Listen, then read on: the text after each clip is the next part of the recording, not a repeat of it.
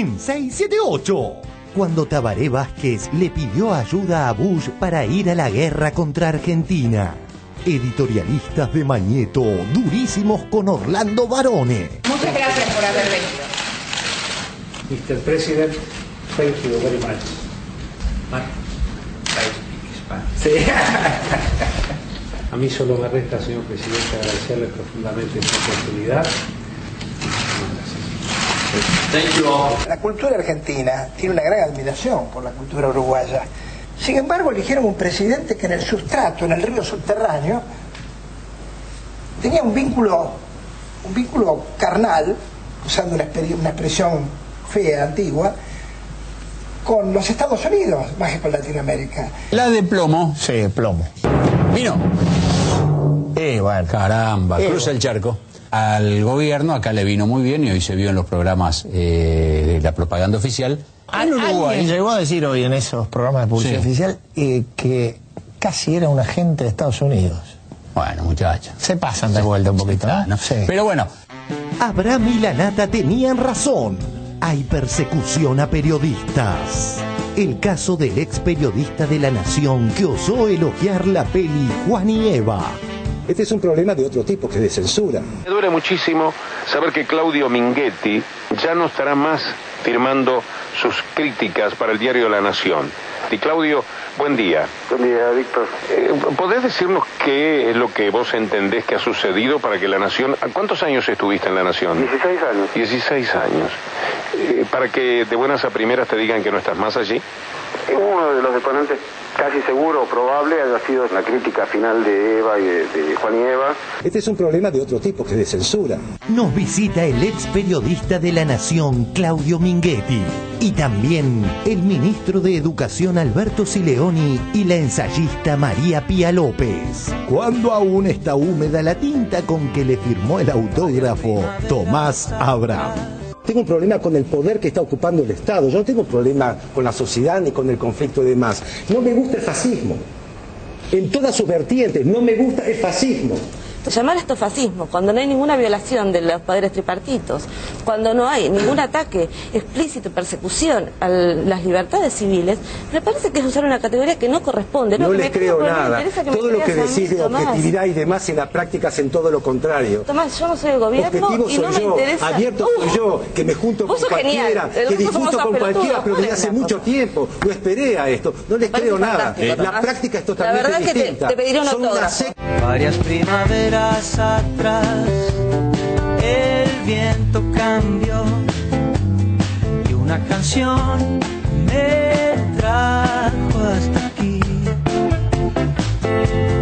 No fue más que un signo sutil que luego creció y una canción me trajo hasta aquí.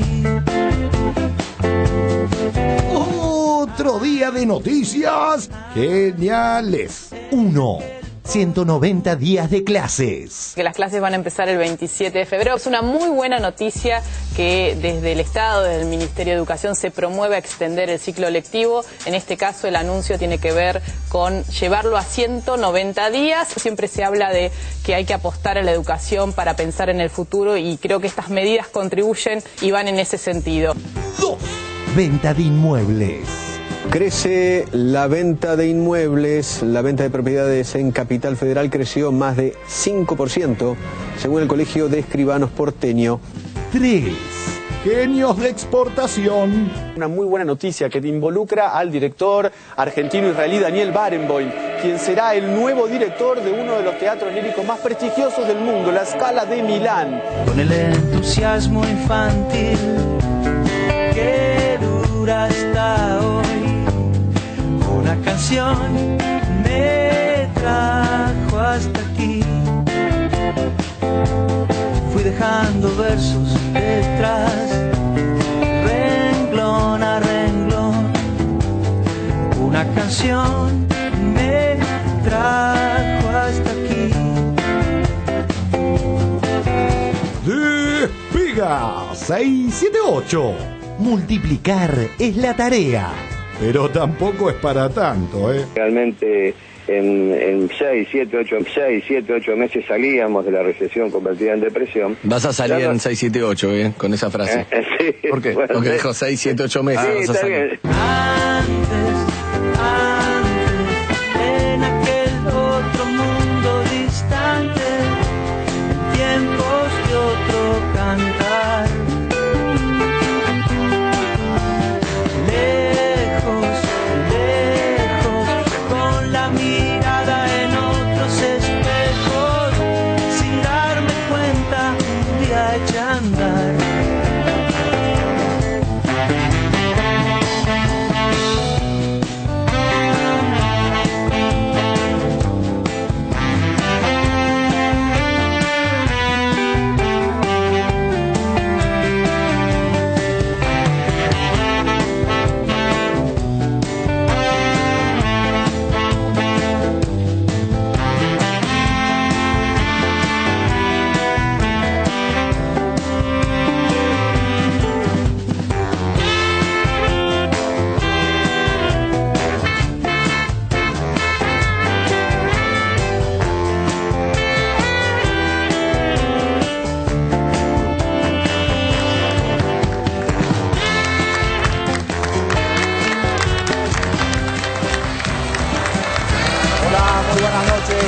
¿Cómo les va? Bienvenidos a 678. Como ustedes saben, los acompañamos durante 1 hora y media con este habitual resumen crítico de lo que ocurre en los medios de la República Argentina. ¿Cómo les va, colegas? ¿Qué dicen ustedes? Muy bien, muy bien. Lo vemos muy guapo con Cabito. Sí, hablándose saco Caramba, bueno, muchas gracias, muchas gracias. Hoy no, muy elegante y bonito casi. Me parece divertido el saco. Sí, ¿qué les pasa? No, estamos juntos y nos extrañamos. Ah, ¿todo eso es porque no está Sandra Russo? Sí, que nos divide.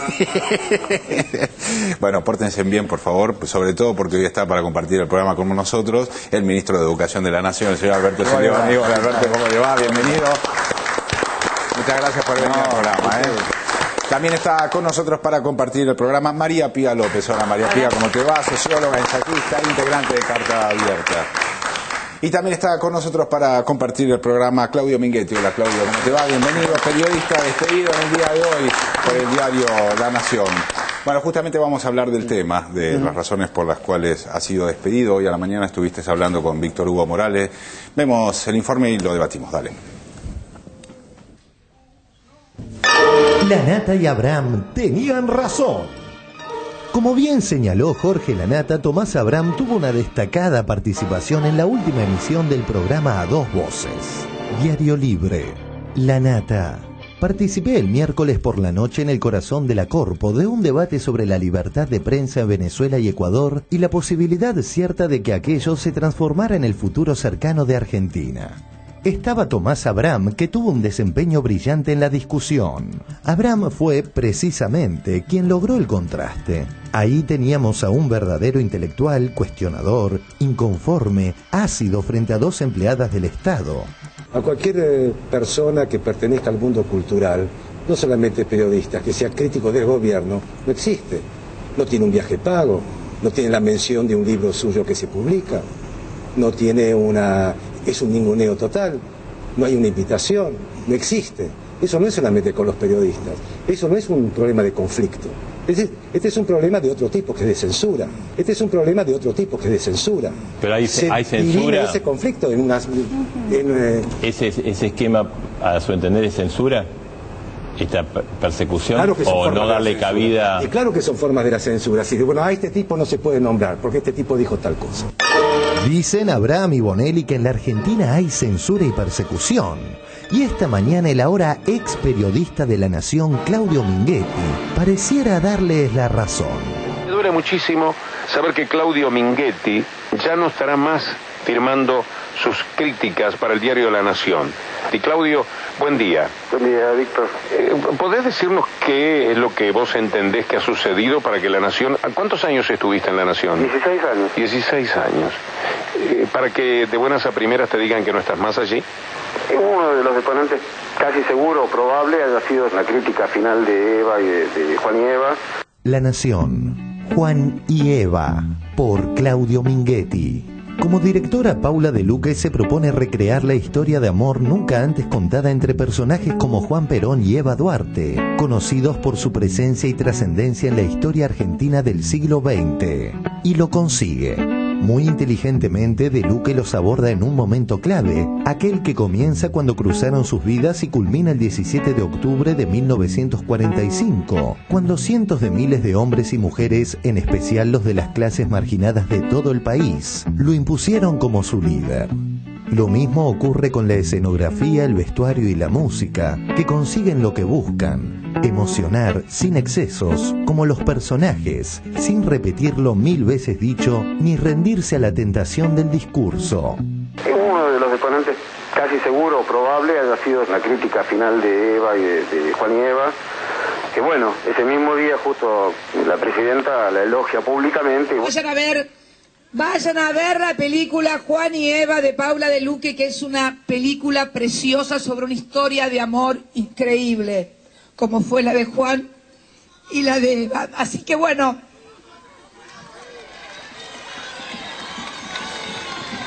sí, no sé si algún día alguno filmará una película de Néstor y Cristina. Fue también una historia de amor.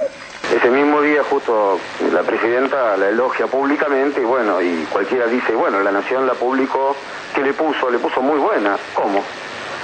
Seguramente en la mirada esta, digamos, terriblemente opositora que existe en los medios, que parte básicamente desde la ley de medios, ¿no? Para acá. Yo creo que a partir de ese momento empieza como una especie de silencio, como mi presencia, que en realidad ya existía de antes, porque yo siempre fui un seguidor de la política de cine en la Argentina. Es decir, el hecho de que mis notas siempre hayan sido, en el caso de la política cinematográfica, hayan sido absolutamente serias, respetuosas, concretas, basadas en datos reales y muy estudiadas, hizo que ese tipo de notas desaparecieran de la sección y no me fueran dadas nunca más hace ya un par de años, fácilmente. Este es un problema de otro tipo, que es de censura. Otro caso, por supuesto, no tratado en el debate de TN sobre medios y poder político fue el de Luis Novarecio. Tras no defender a rajatabla la postura de Clarín en la causa noble, cesó su participación en el programa de Mariano Grondona. Cínicamente, al domingo siguiente, su lugar lo ocupó Adrián Ventura, perteneciente a la mesa chica mañetista. ¿Qué derecho tengo yo como Estado a violentar una decisión soberana de un ciudadano argentino? Le contesto. El Estado tiene que garantizar que haya justicia. Y en este caso hay que buscar quiénes fueron los que apropiaron y robaron criaturas, me parece. Pero una persona tiene derecho a decir que no. No, pero no, el derecho es el juego entre valores. No hay un derecho absoluto, no hay el derecho, hay un juego de valores. Entre el derecho a tomar un cepillo de dientes y a castigar a quien robó una criatura, acá hay que decidir. Yo estoy a favor de saber quién es el ladrón. No es una comparación. Bueno, eso, y bueno, pero es que de eso usted se está poniendo... No. Es muy violento. El allanamiento y las requisas. Es muy violento. Además, vienen 14 personas a tu casa uniformados, te buscan las cosas, te hacen desnudar y te toman las prendas íntimas. ¿Cómo te hacen desnudar? No. ¿Qué es más violento? ¿Un cepillo de dientes o que se hayan robado un chico? Supongamos que yo, por alguna razón, alguien dice que yo no soy quien soy. Entonces la pregunta es si yo no tengo derecho a seguir pensando que soy el que soy.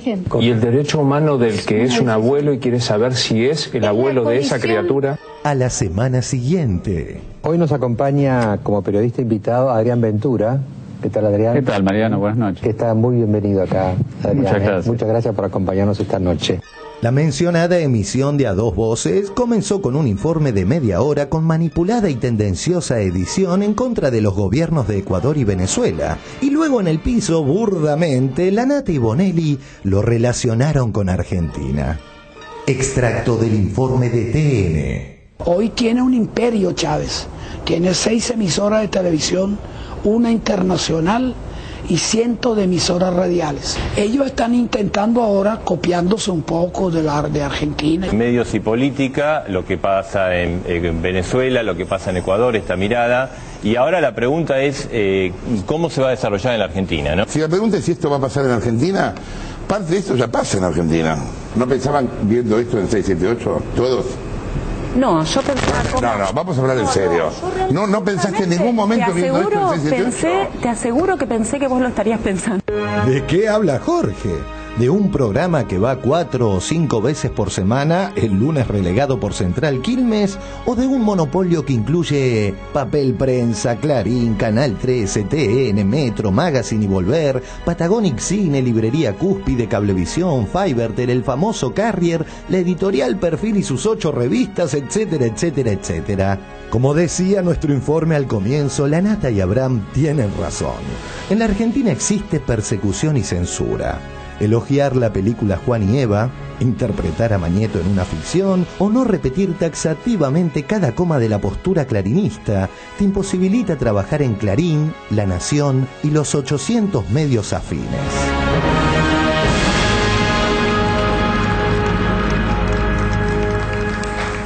Bueno, muy bien.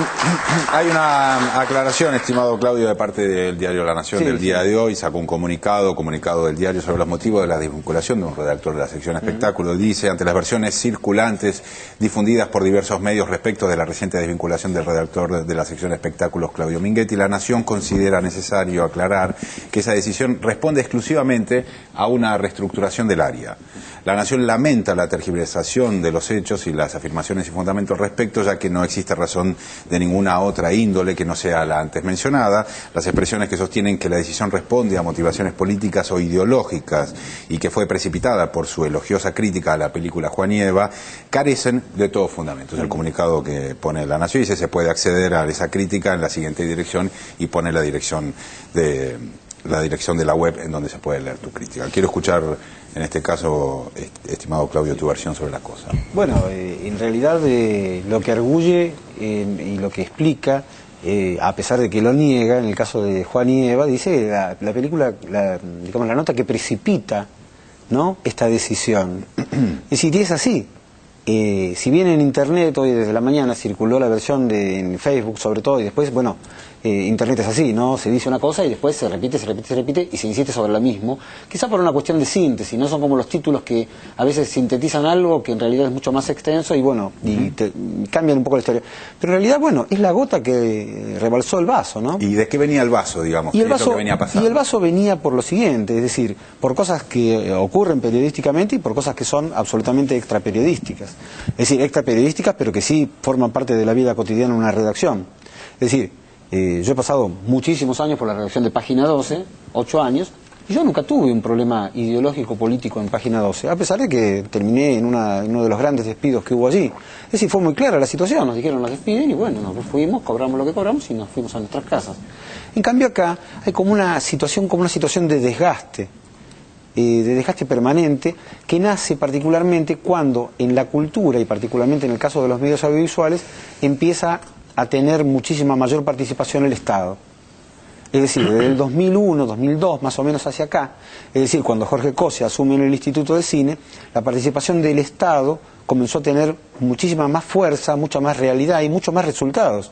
Es decir, aparecieron leyes, o sea, modificaciones, reglamentaciones, limitaciones, ayudas extras, y después, bueno, el hecho de la aparición de la ley de medios, la llamada ley de medios, es lo que precipita más todavía esta cuestión, en la cual yo habitualmente era el especialista del diario. Es decir, entre 2001 y más o menos 2, 3, 4 años atrás, para no decir 6, 7, 8, como dicen a veces, era el especialista de cine. Es decir, yo era el consultado por todo el diario cuando había un problema de cuestiones legales referidas al cine, que son bastante complejas y complicadas. No es tan fácil decir que una película se hace y se está tirando la plata de la gente a la basura, como se dice habitualmente en los medios cuando se refieren a películas producidas por el Estado. En realidad, el impuesto al cine, bueno, es una cosa muy, muy cerrada. Hay que explicarlo bien, hay que decirlo bien con todas las letras. Cuando la política se convierte en semejante, una voracidad opositora dentro de un medio, la realidad pasa a ser secundaria, la verdad pasa a ser secundaria y el periodismo pasa a un tercer plano. Es decir, lo que queda adelante es esa forma de expresar las cosas que tiran con el ventilador de una manera irrestricta.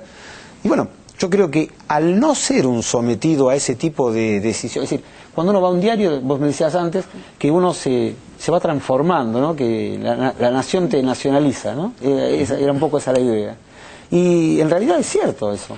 El problema es hasta qué punto uno se nacionaliza. Ahora, Claudio, yo tengo una pregunta respecto de cuál sería el interés de un diario que teóricamente pretende reflejar lo que pasa en el ámbito de la cultura o del espectáculo a través de su sección.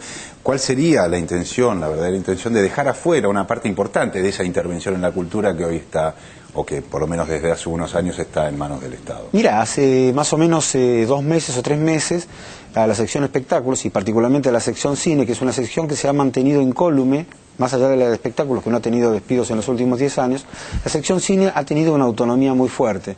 En la sección cine éramos no tampoco los críticos, pero sí era una sección que tenía una cierta autonomía. Y no ha sido modificada hace muchos años. O sea, hace muchos años que funciona y funciona bien.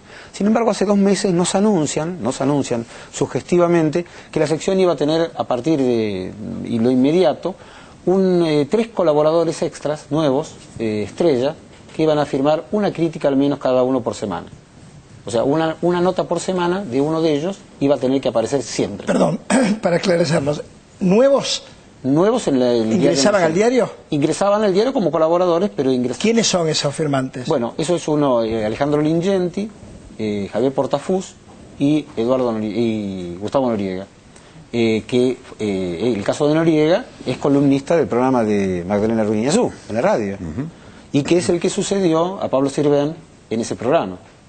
Es decir, no entran como columnistas, como invitados comunes, sino como invitados especiales, diría yo, en el caso de Noriega, casi como un invitado estrella. Precisamente hoy es el que en el Twitter, leo los comentarios de Noriega a propósito del caso mío, y medio como que lo toma en joda, lo toma en broma, ¿no? Noriega siempre fue un adversario mío ideológicamente en lo referido al cine, y ha tenido brulotes espeluznantes publicados tanto en El Amante como en la radio y como en internet, ¿no? Era como una especie de... Y bueno, todo esto tiene una razón. Es decir, seguramente hay una reestructuración pensada. Pero ¿por qué esa reestructuración si todo funcionaba tan bien? Y cuando nos comentaban las encuestas que hacía el diario con lectores, encuestas importantes que hacían, decían que la sección del diario La Nación, la sección que mejor funcionaba del diario La Nación era espectáculos, y que dentro de espectáculos la que mejor funcionaba era cine, y que lo más respetado de la sección cine era su grupo de críticos. Bueno, pero era hasta hace 2 meses que decía la gente eso. Sí. Entonces la reestructuración, cuando La Nación habla ahora de reestructuración, cuando se habla de reestructuración, es decir, podemos hablar de que en una sección de 20 y pico de personas, reestructurar a una persona.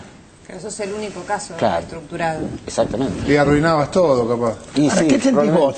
¿Sentís después de 16 años? Porque es importante, imaginemos a un profesional que no fuera periodista, que fuera, médico, no sé, estuviera en una fábrica de montaje. Sí. A los 16, después de 16 años, ¿qué sentís? O bueno, más que sentir, ¿qué pensás de esto? ¿Sentís que estás, digamos, damnificado moralmente? ¿Sentís un alivio, que finalmente esa tensión que vos tenías se va? Yo creo que es una ratificación de algo que venía pensando hace rato. Es decir, desde el momento en que pasan tantos años y nunca en la sección se asume la ausencia de un editor de cine, es decir, el último editor de cine que tuvo la sección, es decir, yo creo que hay que remontarse a viejos años, cuando Fernando López era jefe de espectáculo. Estamos hablando de casi 20 años atrás. Es decir, desde ese entonces nunca volvió a existir un jefe, un subjefe o un editor que fuera del ramo cine. Y el hecho de que yo estuviera ahí 16 años y no ocupara ninguno de esos roles, evidentemente hablaba de una marginación histórica. No es nuevo. Ahora, ¿cuál fue la reacción de la redacción ante esta desvinculación tuya decidida por la empresa? La reacción de la redacción, evidentemente, fue, en principio, cuando la información de que a mí me despedían, se dio mientras en el diario se hacía una asamblea. O sea, se hacía una asamblea en ese momento. ¿Para qué una asamblea? Para una asamblea porque hace 1 mes y medio hubo 2 despidos en secciones como archivo y como corrección, que son secciones, como en el caso de Clarín, que la hicieron desaparecer, no en el caso de corrección, Acá también, porque creo que ya quedan 1 o 2 personas. Y archivo también, que era una sección muy importante, el archivo de un diario centenario, pasa a tener ahora creo que 2 personas nada más. Cuando haces la crítica de la película, estamos todos juntos, de la película, una película que te gustó, una crítica favorable, ¿sospechás este desenlace de alguna manera? ¿Sentís que podía haber pasado? ¿Que podía pasar? Mira, yo tuve, es decir, hay cosas que a veces se hacen con miedo. Es decir, hacer una nota que en principio no iba a ser para tapa de suplemento, pero finalmente por esas casualidades del destino, ¿no? Que la nota que iba a ir no llegó, que el espacio, que se agregó una página y que tenemos que agrandar todo, la nota terminó convirtiéndose en una nota de tapa, o sea, un adelanto y crítica el mismo día del estreno. Y que las pocas fotos que habían, eran las que yo había hecho sacar, eran las de Osmar Núñez, no maquillado como Perón, pero sí en un gesto peronoide, digamos, en la Plaza de Mayo. Y bueno, y que la película era inobjetablemente de una calificación muy buena. Era como una fuerte carga peronista, ¿no? Es decir, si tuve miedo... ¿Vos eras consciente cuando escribías? Porque creo que somos todos colegas, aunque el ministro no lo es, pero... Sí. Cuando vos escribís, uno sabe qué es lo que no puede decir. ¿Hasta qué punto, no? Uno sabe cuando está en la catedral qué es lo que no puede decir. Sí. Por ejemplo, yo sé que acá qué cosas no debo decir. Yo sé, soy consciente.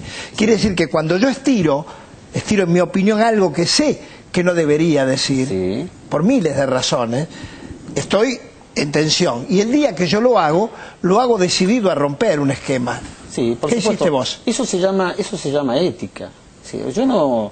Es decir, quizás tuve el coraje de despedirme a mí mismo, pero de una manera atípica. O sea, lo intuías. Es decir, exponer públicamente, es decir, en la redacción había un fotógrafo excelente, lo voy a nombrar porque se llama César Sichero, un fotógrafo de aquellos fotógrafos impresionantes y que sigue trabajando, pero no en La Nación, porque La Nación lo forzó a jubilarse un poquito antes de tiempo. Pero Sichero no tenía ningún problema. En la pantalla de su televisor tenía un banner, una pantalla con el logotipo de 678.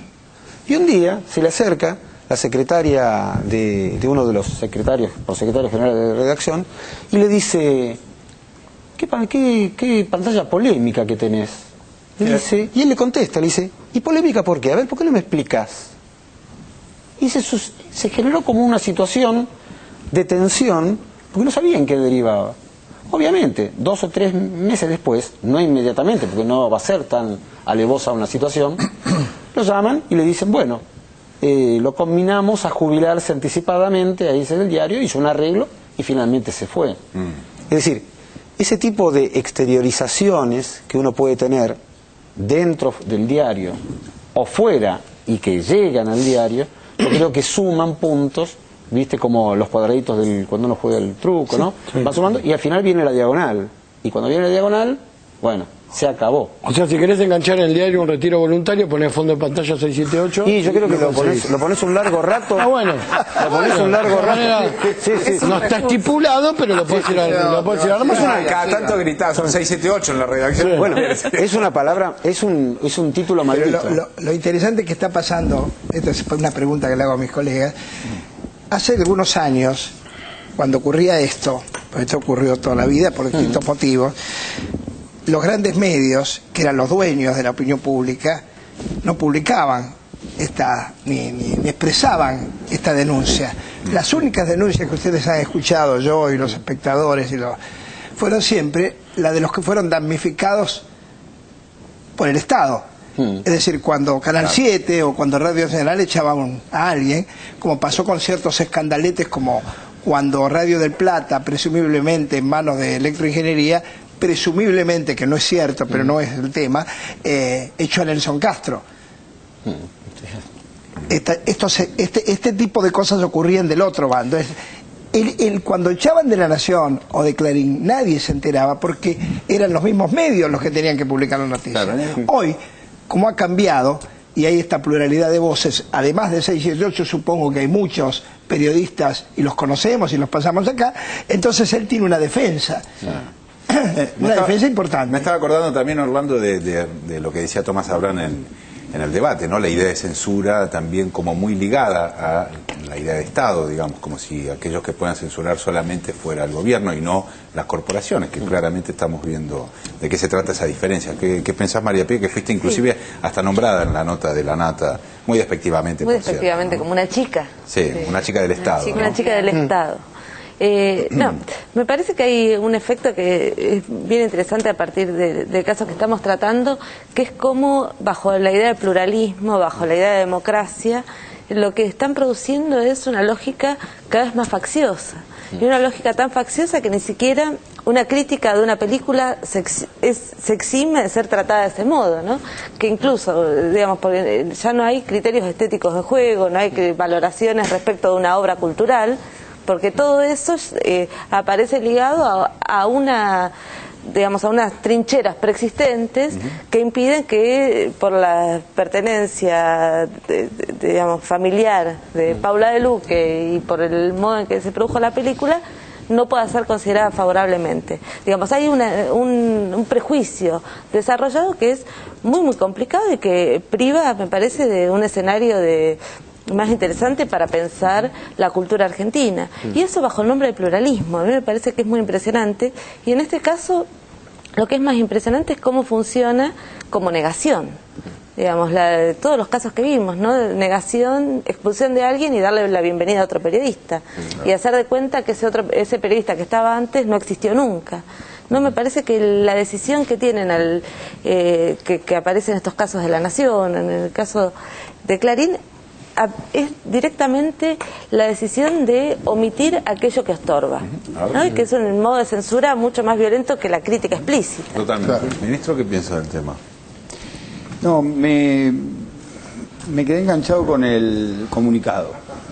A Sichero por ahí también le agarró la reestructuración del área de fotografía. Sí.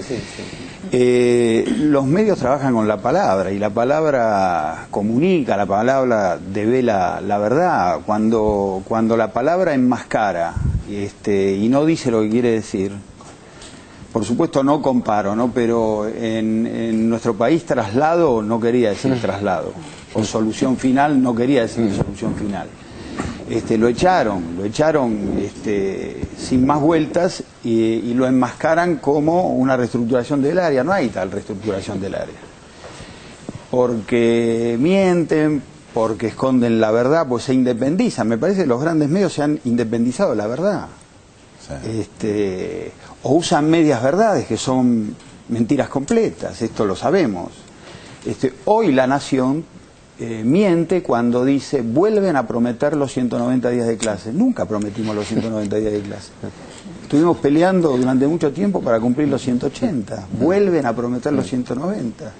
Entonces ahí me parece muy interesante. Sería quizá más honesto decir desde dónde hablamos y quizás sería una barbaridad, pero decir, bueno, claro, no hay coincidencia de Claudio Minghetti con la línea editorial, entonces vamos a pedir que se vaya. Sí, totalmente, porque la idea de reestructuración de área no se corresponde, además con una historia que tiene el Diario de la Nación. Nadie le va a pedir al Diario de la Nación que a esta altura del partido se hagan peronistas, digamos. No tiene nada que ver con eso. No le va a salir. Pero un comentario más. Tomás Abrán habla como filósofo o como militante de la campaña de Hermes Wiener. Eso también hay que decirlo. Cuando discute con las chicas, para decirlo... Las chicas del Estado. Las chicas del Estado. ¿Cómo habla? ¿Como ese filósofo que alguna vez leímos y yo admiré o como un tipo que está haciendo campaña? ¿Por qué no avisa que está haciendo campaña para Hermes Wiener, que está queriendo ser posicionado como la esperanza blanca para ver si descuentan algo el 23 de octubre? ¿No? Me parece que la verdad es el lugar más cómodo, ¿no? A ver, Barra. Sí, a mí me gustaría destacar de La Nata lo retardado que es su coraje, porque, digamos, toda esta crítica que les hace de descalificar las chicas del Estado, que no las conocía, lo hace después. Mientras tanto, ahí mantuvo una situación de estar debatiendo con alguien con el cual tenía algún respeto. Ahora después, del otro día va y escribe en el diario de Fontevecchia que habló prácticamente con dos mamarrachos y no tuvo el coraje. El coraje lo tuvo, estoy pensando también en Minghetti, que se mata con otro tipo de corajes. Y también pienso en todo esto en el proceso de empobrecimiento, ¿no? A la Nata escribiendo ese tipo de columnas tan... Sí. No sé de qué manera decirlo, así sé, pero no lo quiero decir. Y Noriega entrando en lugar de Minghetti. O sea, están pidiendo un Noriega, quieren un Lanata, quieren un tipo gritón, quieren un talibán ahí adentro, no les importa las calidades de profesionales, de nadie, ¿no? Totalmente. Bueno, estabas hablando justamente de Jorge Lanata y de la nota que escribió hoy en el Diario Libre sobre el debate en el que estuvo participando María Pía, también estuvo participando ahí Lanata de Tomás Abraham, los que estábamos nombrando. También Lanata habló con Radio 10 sobre este tema. Vamos a ver el informe y lo debatimos.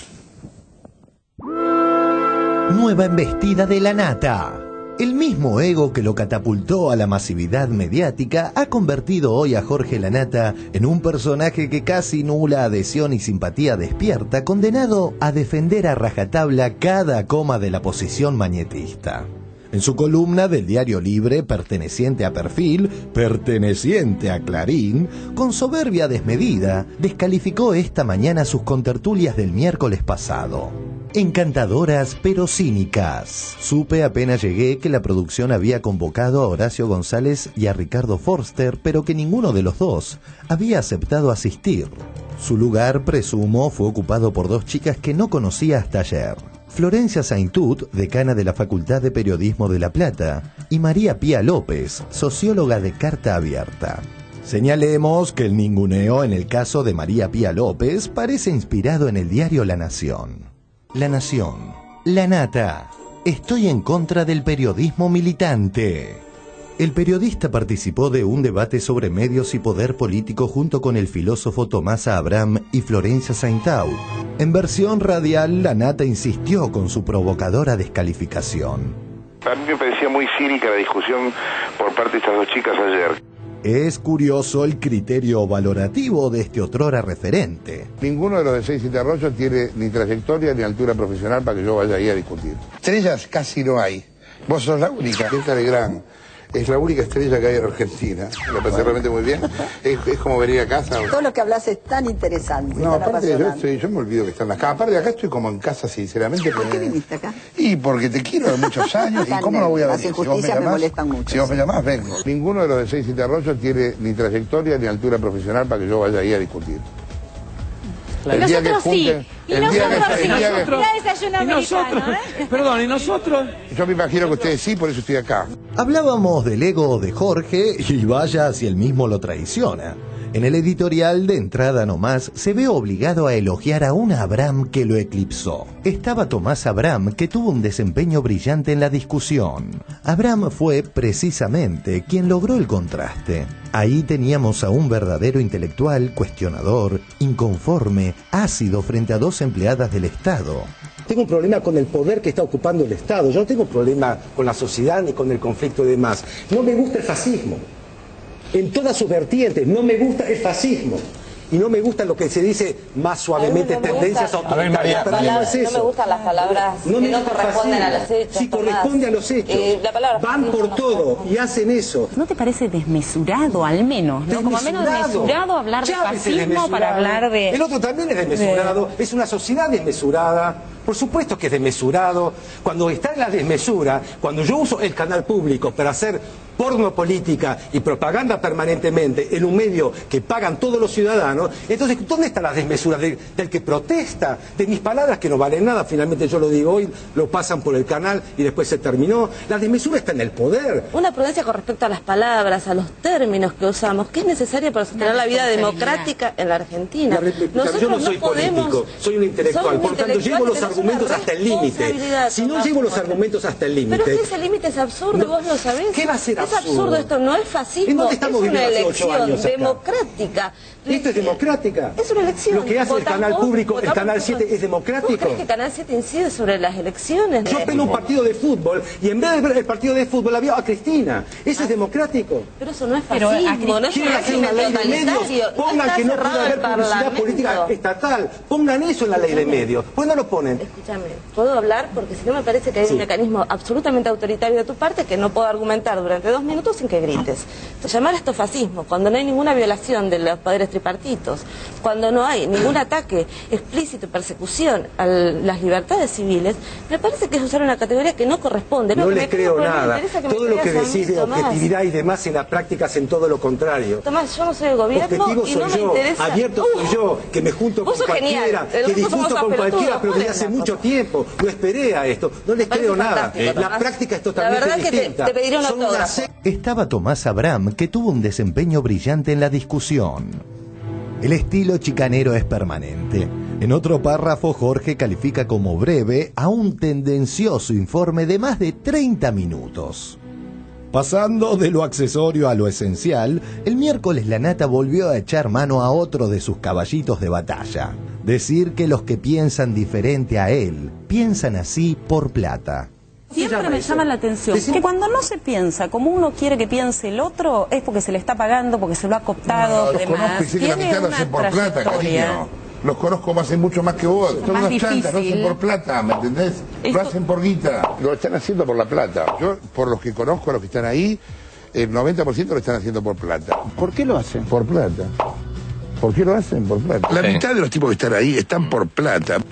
Sin embargo, el archivo muestra que Jorge, desde que es columnista de Perfil, TN y Telenoche, cambió radicalmente su postura en los temas que afectan a sus empleadores. El papel prensa es como el monopolio de papel barato que en su momento hacen los milicos con La Nación, La Razón y Clarín para justamente favorecer esos 3 grandes diarios que puedan comprar el papel a la mitad. Gracias a eso, Clarín crece durante esos años como ningún otro diario. Y el más débil ahora es a lo mejor el que parecía más fuerte. Que es Clarín. Sí. Le agradecemos a Jorge Lanata. Jorge, gracias por estar. A Ricardo Crisbon también, que bueno, ha venido a trabajar acá para estar con nosotros. A mí lo que yo no termino de entender, lo hablábamos con Ricardo recién en la apertura. Y tiempo atrás, editorial de Jorge Lanata en Crítica en abril de 2008 en respuesta a Ricardo Kirschbaum. Lo gracioso también es que Kirschbaum hable de periodismo independiente. Según su currículum publicado por la Fundación Conex, entró a Clarín en 1976 y hasta los 80 fue redactor, jefe y secretario de la sección política, además de columnista del área. Una lástima, ¿no? Los mejores años de su carrera avalando los negocios y los asesinatos de la dictadura. En la sección política, para colmo.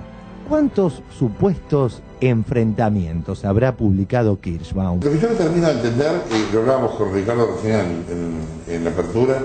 Me hubiera gustado al menos dar esta pelea con Roberto Noble, su creador, y no con su lobista Héctor Mañeto y el genuflexo señor Kirschbaum, cada día más encorvado por decir que sí. Creo que lo que no hay que dejar, nadie puede dejar, es que los hechos extraordinarios se conviertan en normales. Sí. Pregunta final. Si Beatriz Sarlo hubiese participado de A Dos Voces, ¿habría dicho que el informe sobre Venezuela y Ecuador fue un recorte tendencioso y manipulado? Lo que opino de los informes de este programa, de 678, es decir, que son recortes en los cuales faltan las fuentes, en los cuales se repiten siempre los mismos mensajes.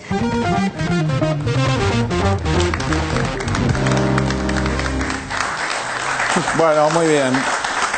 A ver, María Pía, fue interesante el debate, pero estaba tratando de encontrar alguna frase más o menos destacable dentro del informe, o por lo menos de las repercusiones de ese informe. Y hay una de Tomás Abraham, cuando él dice, la desmesura está en el poder. Que a mí me parece una frase interesante, inclusive aceptable. Lo que pasa es que esconde la noción de poder. Es decir, ¿dónde está realmente poder pero me en parece esa que frase? las discusiones políticas argentinas está esa situación todo el tiempo, que es, muchos dicen estar contra el poder, pero refieren de ese modo solo a las instituciones estatales, privándose de considerar dónde hay efectivos poderes, que son poderes del mercado, que son poderes de los grupos económicos, que son poderes de distinta índole, que tienen más capacidad de emisión y de formación que el propio Estado. Entonces, esa idea de presentarse Tomás Abraham como un filósofo nietzscheano que siempre está del lado de la crítica contra el poder, esconde el modo en que participa muy activamente de la formación de un poder. Y ese poder es evidente y es muy visible.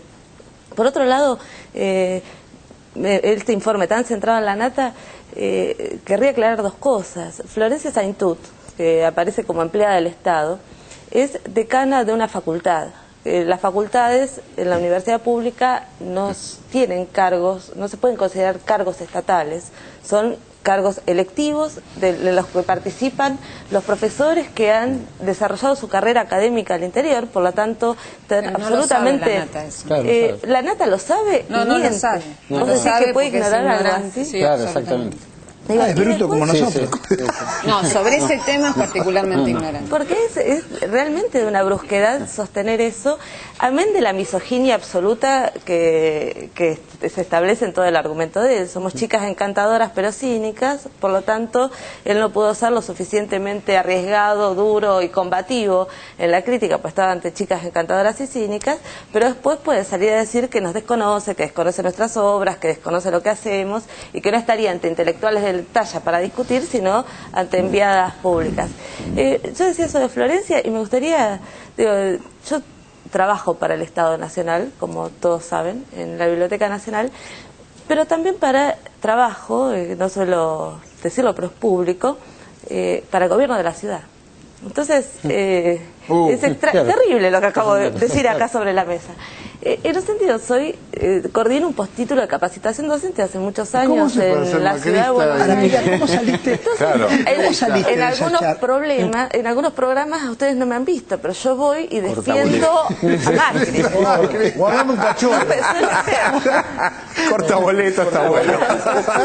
Porque tengo mi conflicto de intereses ahí. Entonces, de acuerdo a cómo estén los sueldos ese mes, tengo que responder a una u otra patronal. O sea que trabajo doblemente para el Estado. Es complicado. Por ahí quedo mucho más invalidada. Hay que tener mucha cabeza. Para yo estoy contento de todas maneras porque la Nata dijo que el 90% de este programa lo hace por guita y yo, la verdad que es el único que declaró que Cabito no lo conozco, así que gracias Jorge. Soy el 10%, que crack que soy. Esa lógica de la Nata de medir todo por plata, creo que habla de él, en definitiva, ¿no? Me parece que eso es clarísimo, porque si uno lee el libro de los Wikileaks que acaba de publicar Santiago O'Donnell, donde el embajador de los Estados Unidos en ese momento, Wayne, cuenta cómo fue la Nata acompañado por el ex juez Cavallo, ahora abogado del Grupo Clarín, a verlo al embajador de los Estados Unidos para pedirle que actuaran de lobistas para que empresas norteamericanas o hablaran con empresarios argentinos para que le publicaran publicidad en su diario. Digamos, ¿de qué estamos hablando? Estamos hablando de una misma lógica, si se quiere, que la que aplicó Tabaré en Uruguay, ¿no? Vamos a hablar con el más poderoso del mundo, ¿esto qué implica? Entonces, ¿qué tengo que pensar yo que es la Nata? ¿Un agente de los Estados Unidos? Una vez yo trabajaba para una agencia de publicidad y una vez, hace muchos años, hubo un problema con hamburguesas. ¿Sí? Hubo un problema severo con hamburguesas. Hubo un periodista que comió en cámara una hamburguesa. Esa comida en cámara de hamburguesa tuvo un precio que la empresa pagó para que coma esa hamburguesa en cámara. Un periodista que cobró y otro que había pedido un poco más de plata por comer la hamburguesa en cámara. El que pidió más plata criticó muchísimo al que comió la hamburguesa en cámara y dijo que era una barbaridad, que le estaba totalmente en contra. Qué cosa rara eso. A ver, el ministro, ¿qué piensa sobre esta situación? Me parece que las tensiones que estamos viendo con los medios tienen que ver con un proyecto político que intenta, se hablaba del poder, intenta hacer coincidir gobierno y poder. Porque yo creo que después de un primer periodo se podía haber seguido coqueteando con el poder, como han hecho muchos gobiernos de la democracia, algunos francamente cómplices de los poderes permanentes del Estado, y este gobierno quiso ir al fondo y quiso hacer coincidir una cosa con otra y quiso recuperar la soberanía en ese sentido, así que me parece que ahí hay una tensión. Y yo vuelvo brevemente a la polémica. No puede Tomás Abrán desconocer la naturaleza y el alcance de la palabra fascismo. Me hace acordar a la doctora Carrió, que decía que el kirchnerismo es el nazismo sin campos de concentración. Esas cosas no se dicen tan livianamente, porque... Bueno, tienen un costo, ministro, se pueden decir, pero también es cierto que sufre un deterioro académico. Alguien que dice una frase de esa naturaleza y pertenece al mundo académico, tiene un deterioro, digamos, claramente. Absolutamente. Una caída, ¿no? María Pía intentaba con mucho con mucha responsabilidad explicar lo que es el fascismo. Me parece que era una batalla perdida de entrada, porque no le interesa la explicación lógica de lo que es el fascismo como fenómeno centroeuropeo, desaparecedor de personas. Es también un modo muy profundo de tergiversar la verdad y de confundir al que mira y lee, ¿no? A ver, Claudio. Sí, no, hay un detalle que lo que veía es también los cambios de opiniones de la Nata a lo largo del tiempo, ¿no? Esto de criticar duramente a Clarín y de pronto ser parte casi real de Clarín. Es decir, yo me acuerdo que en Página, en los años 90, por ahí, había una competencia muy fuerte de la empresa por conseguir un aviso publicitario muy importante que era Aurora Grundy, creo que era un suplemento, una cosa así, que era de Clarín, y finalmente se consigue. Y la Nata, inmediatamente, como haciéndose el fanfarrón, hace un suplemento en Página 12 de 4 páginas, como una maqueta de Clarín, con todo el diseño de Clarín, pero con todas barbaridades, que se llama Clangor. O sea, Clarín Gorila. Y creo que no sé si era un mono que tenía la corneta. Bueno, una cosa. Supuestamente el sonido que emitía, claro, el Clarín, que se llama Clangor. Clangor, sí. Era muy original porque se burlaba bien, ¿no? Pero sí, todo por el simple hecho de haber ganado publicitariamente. Él habla de plata, ¿no? Habla de plata. Totalmente. Ahora, quiero decir algo que te incumbe. Primero, que te respeto mucho. Segundo, que cualquiera que hubiera ido ahí hubiera recibido ese trato. Cualquiera de los que están apoyando, si querés, en líneas al gobierno. Y yo me permito decir algo que, aún cuando eran tan ausentes a los que me voy a referir. Esa noche del debate, curiosamente yo estaba con Ricardo Foster y con Vicente Batista. Estuvimos comiendo en el restaurante Urondo, del hijo de Paco Urondo, el poeta, que justamente sus fusiladores habían sido condenados. Entonces estábamos comiendo, éramos un grupo más amplio, pero yo, en una reunión anterior, antes de ir a ese restaurante, estaba con Vicente Batista, que recibía mensajes de TN para ser invitado al programa. Y me lo muestra y me dice, mira, me están invitando, van a estar Tomás Abraham y la Nata, y no sé si alguien más. Y yo le dije, ¿vas a ir? Ustedes saben que yo soy un talibán del bien. ¿Hay talibanes del bien? Puede ser. Le digo, ¿vas a ir? Me dice, sí. Donde hay una tribuna, donde hay un lugar. Le digo, vos no conocés de fútbol ni de barrio. Y él es de barrio, como yo también. No conocés que te van a dar zancadillas, que los argumentos de la razón van a ser sometidos por un piquete de ojos. Exacto, le dije. Que si Messi sale a la cancha y lo cagan a patadas, Messi, nadie sabe cómo juega Messi. No vayas a ese lugar. Los periodistas son más terribles que los intelectuales. Saben dónde golpear, saben dónde está el título. Y además el resultado no lo van a dar los que van a ir. El resultado lo va a dar el medio. Y el resultado es lo que vale. Aunque hayas ganado 5-0, el medio dice que ganaron ellos. Entonces, esto que ocurrió, cuando llego a la cena, ahí estaba yo, como talibán, me dejan hablar. Todos, algunos asintiendo y otros no. No voy a decir quiénes estaban porque en este caso no tiene importancia. Pero Foster me dice, yo fui invitado y desistí. Sí. A ver, pero me parece... ¿Por qué desistió Foster? Sí. Foster desistió porque dice, yo no puedo ir a un programa donde hay dos personas o dos protagonistas que me han insultado, que han dicho que yo vivo del Estado, que me pagan. Entonces yo no puedo sentarme a la mesa con esas personas. Y desistió. Entonces digo, ¿se dan cuenta que no hay que ir? ¿Para qué van a ir? A ver qué dice María Pía de eso. Bueno, porque... yo que tengo la impresión de que hay un problema si no podemos discutir con aquellos que decididamente están en un campo adverso. Claro. Digamos, quizás coincido con vos, Orlando, en algo, que TN es el escenario de una trampa, digamos, y que es el escenario de una trampa por el tipo de montaje, por el tipo de adversidad. Pero yo Tomás Abraham lo conozco hace años, lo he leído, es una persona a la que he respetado intelectualmente. A mí no me parece que alguien como Tomás Abraham haya que considerarlo una persona con la cual no se puede discutir. Digamos, y eso me parece que es bastante fundamental. Creo que el escenario es problemático, creo que, digamos, está montado como efectivamente una trampa, en eso estamos de acuerdo, pero también que sería necesario reconstituir instancias de debate y de discusión política en Argentina entre personas que opinan muy distinto. Digo, por ejemplo, he discutido con intelectuales, personas que no apoyan a este gobierno y que sí apoyan al Frente de Izquierda, y con las cuales se puede discutir perfectamente con un grado de, digamos, de tolerancia mutua, de comprensión de argumentos, etcétera. A mí me resultaba, lo de Tomás Abraham me sorprendió. Digamos, porque no creí el tono, que digamos, me sorprendió el tono y también la malversación de todo lo que él conoce, sabe y comprende, digamos. Claro, lo que decía me parece... Pero eso se percibe, Pía, eso se percibe, la gente también lo percibe, digamos, el que ve eso. No, ¿te parece que no? Algunos sí, otros no. No es evidente.